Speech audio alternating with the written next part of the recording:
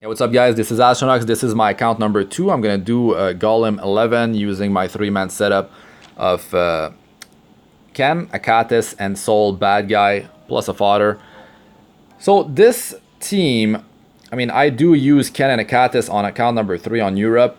They are a very strong pair. They can solo this place if you do have the gear later on. But let's talk about this group composition. Of course, Sol Badguy, he was part of the Guilty Gear collaboration. That was limited. If you don't have him, you can just use Carmen Rose, 3-star Fire Mage. She's amazing, and you can just check out my my video when I showcased her in my 3-man setup for Europe. She's definitely amazing for only being a 3-star versus Sol Badguy. I mean, he's a natural 5-star limited fire hero. And he does require quite a bit of farming if you do want to max out his memory imprint, which actually does help the survival of the team. That's why I have my heroes on the top and front position, because he increases the defense of these two slots by like 12.8% defense, which is, yeah, it's pretty solid. So he actually deals insane amount of damage, and Daydream Joker on him and Ken definitely speeds up the run. Got defense down on Ken. Got attack break, which is attack down debuff on Ken and on Achates. Achates is almost fully skilled up. I mean, yeah, I am using her quite a bit on this second account. She's using Shimadra's staff instead of Prophetic Candlestick, but Prophetic Candlestick is definitely it's better and it's more reliable.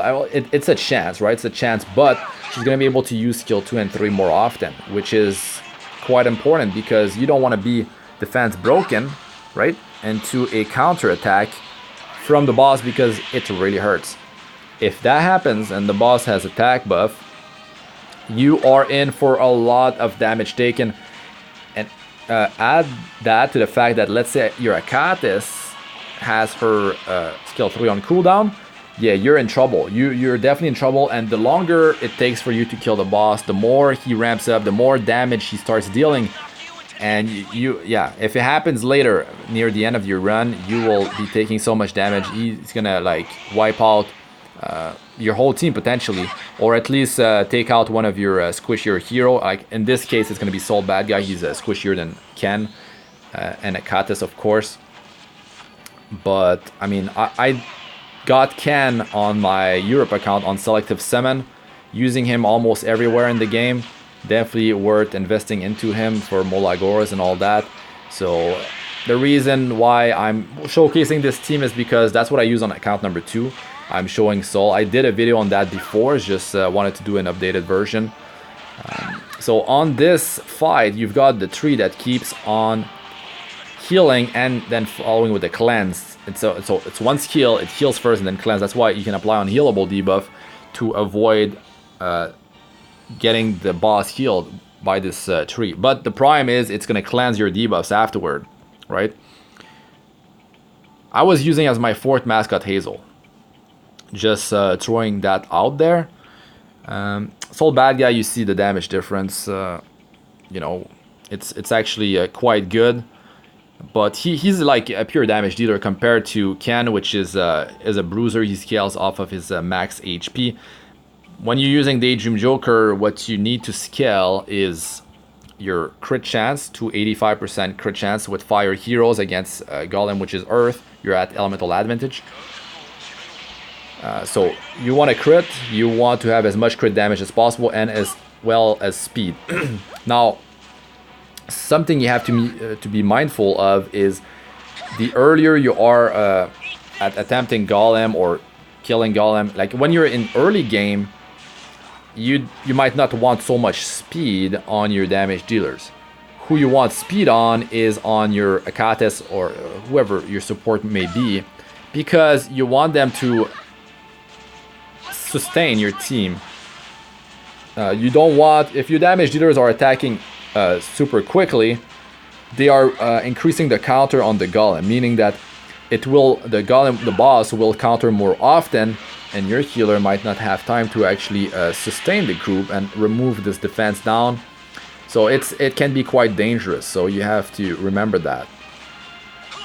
Now this team, I mean, you have 3 fire heroes. It's quite major. You are efficient in the fact that you are bringing a fodder with you, and I mean, efficiency is a huge part of this game. You can start off with farming a golem early on, then you could move on to Wyvern 11. Wyvern 11 is usually the go-to place when you start the game, because players like to get like speed, a lot of speed. Also, you do get more value out of the speed set compared to an attack set, compared to an HP or defense set. You know, like, so the sets from here are not efficient, right, in terms of value, especially when you get into late game. But the thing is, it does provide survival. And survival is pretty much all you want. It's all you need in this game, really, to complete PvE content. You can survive pretty much everything they throw at you with survival and, you know, sustainability in your team and the right debuffs, if you're able to land debuffs. So that's why I farm Golem, and I'm still farming it. I can move on to other bosses, but I'm still farming it because it's actually for a free-to-play player. I'm able to just, because I'm building my teams differently. I'm not going for pure speed. I'm build my team so I can survive. I can tank up until turn number 2, so I can actually deal with their heroes in PvP. And also, like, in terms of PvE, you can outspeed everything. You can have a bunch of speed to be able to cycle through your skills super fast, and really, like, you don't give any chance to the opponent. Especially if you can control their combat readiness, you're able to just get so many more turns than them, and you can make the content trivial. But speed rolls between 1 and 4, so there's a lot of randomness, and when you are very hungry for speed, there comes a time where, you know, it's almost all about speed, and that's inefficient. You have to balance your stats. You have to, like, you don't want to just look at the gear and, like, you don't have speed, okay, it's garbage. But then maybe it's like the rolls are perfect in everything else, and you could have balanced your stat and made have gotten way more efficiency out of that piece than if you just keep on aiming for speed. So initially my mindset was going for speed and going first in PvP, and that mindset did change. And yeah, that's why I'm still farming Golem, but I can definitely move on to other content, harder content, like Banshee and Azimanak Hunt, where yeah, some of the sets there do provide some extra, like, random effects, you know, counter extra effects like lifesteal, or more efficiency out of sets like a resist set, which you get 20% effect resistance versus only 15% effect resistance on sorry, versus only 15% HP or 15% defense out of Golem. So there's also that.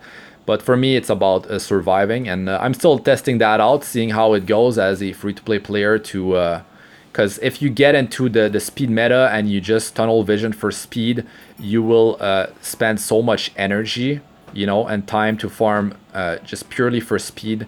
But you have to look at other stats too.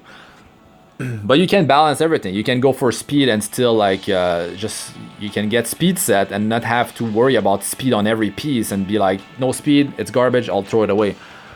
Okay, let's go over my stats here. So Sol Badguy, I have 3 skill enhance on skill 3. This is his stats. That's his gear here. And I have not changed my gear in a long time. Even this rings, item level 55. These heroes are, well, Sol Badguy is not part of my core. Like, I don't bring him everywhere. Like, I don't bring him in PvP much at all. But for PvE content, he's ungodly. Like, that, he's so good. And his stats, I mean, it's about the fact that he has pretty high speed. I mean, he's on attack set. So Daydream Joker, you want 85% crit chance on fire. Heroes, or 100% on off element, and you want as much crit damage and as much speed as possible to get just during the battle as much damage out of that Daydream Joker to scale it as much as possible, and you want to apply defense down debuff. So that's his gear. and I mean just -1 turn here on that, and you see the memory imprint. That's quite good to increase your survival. Now other heroes like here's Ken. You see like he's very tanky, and I mean with Daydream Joker you don't have to worry about attack, but of course it will increase your damage with attack. He scales off of max HP, and he also scales off of attack. He's a bruiser. I'm using him in multiple areas of the game, so that's why he... I mean, of course, Daydream Joker, that's not efficient for PvP. You could always have a different artifact or swap artifact depending on what you're doing. And his stats, like Sol Badguy, he was at 100% crit chance. You only need 85 on a fire hero when you're at elemental advantage. But speed very low. Speed is very low on this guy. To be honest, like on my Europe account, he's better geared than here, because as you might have seen, I have a lot of gold, meaning I can craft a ton on this account. But I have a priority of gearing Moonlight heroes on this account versus some of the Fire, Earth, and Ice heroes. I'm trying some different stuff here, so priority on Ken is not so high, especially on this account versus Europe. So, you know, skill ups, he's at plus 14. He's just missing 1 on skill number 2. And you can do all this like without skill ups. Achates, though, you need skill 3 powered up. If you do have skill ups on him, I would say -1 turn cooldown and getting this thing to, you know, getting that 5 extra fighting spirit, allowing you to S3 faster. And this, I mean, is just damage increase. It's damage increase, but damage increase will lower your gear requirement, and you will be able to down the boss faster, so you don't have to have long battles, and then the damage gets out of control and your healer can't sustain your team. And here's Achates. You know, I went for the whole 50% chance defense attack down here. Some healing increase here, but skill 2 doesn't actually heal that much. Skill 3 is where it's at, though, so this thing, you definitely want to get that baby up to +3 at the very least. The following ones are very powerful, though. 10% is actually quite huge. So her gear is, yeah, she's over-gearing the content. I am bringing her in PvP as well, in PvE almost everywhere.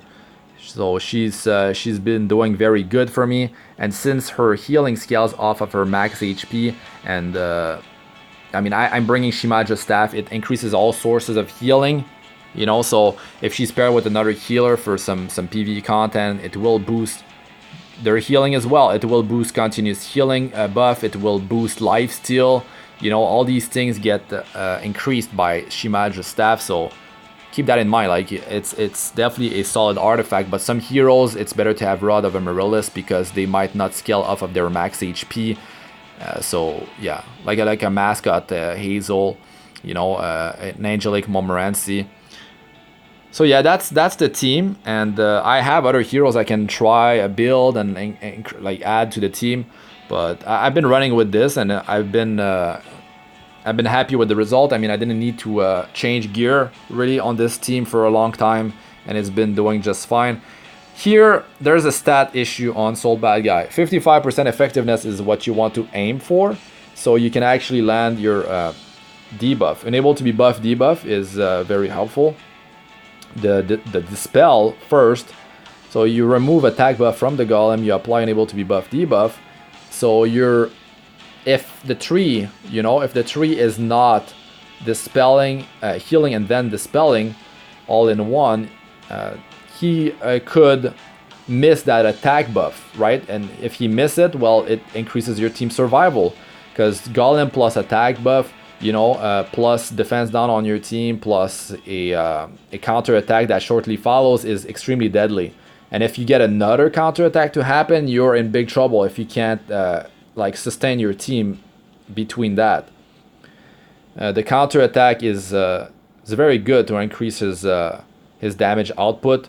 All this stuff works with Daydream Joker, and this actually scales based on his on the target's max HP as well.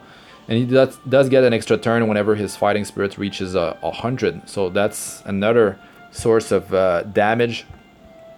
So he is a very good hero, a very strong hero that can be used a lot in almost all PvE content, unless you're fighting ice heroes or a lot of ice ads that kind of need to be dealt with. Very, very strong. So Carmen Rose, keep that in mind. She is very good. If you don't have him, because he was limited, you've got that option. Only 3-star fire mage. Great hero. And you don't need all these skill ups. I mean, I don't even have skill ups on him. But that's going to be it for this one, guys. Thanks for watching. I'm Astranox. Like, comment, subscribe for more. Press the bell icon to be notified whenever I release a new video. And check out my other videos. They should be showing up on the screen now. Playlists of all sorts. Arena, Guild Wars, Guys, Subs, and HowTos, and Abyss 462+. So check those out if you haven't. And also, I do have a gold guide. It might have been advertised during the video. You know, like if you're wondering how do I have so much gold, you can check the guide at how to get gold and how to farm gold and manage it, because managing your gold is actually quite important. And I do cover some stuff about gear to keep and gear to throw away, or you can check my crafting videos. I go over like my reasoning behind keeping certain pieces or selling them, whatever, or using them to feed or potentially enhancing them a bit, and then like feeding them into gear that I feel like are gonna be better because it didn't roll properly, stuff like that. So you can press on the eye at the top right of the screen. You're gonna see a list of videos that were advertised during this video at the top right of the screen. Also, you can, like I said, check my playlist. They're gonna show on the screen now. And I have a Discord server. You can come in there, chat with us, and ask questions, share stuff about the game or even other games. So yeah, check the description, join it up. It's all free. So we have over 400 members now, and it keeps on growing. It's a lot of fun. Keep everyone connected. So that's really it for this one, guys. Good luck with all you do in the game. Peace out for now.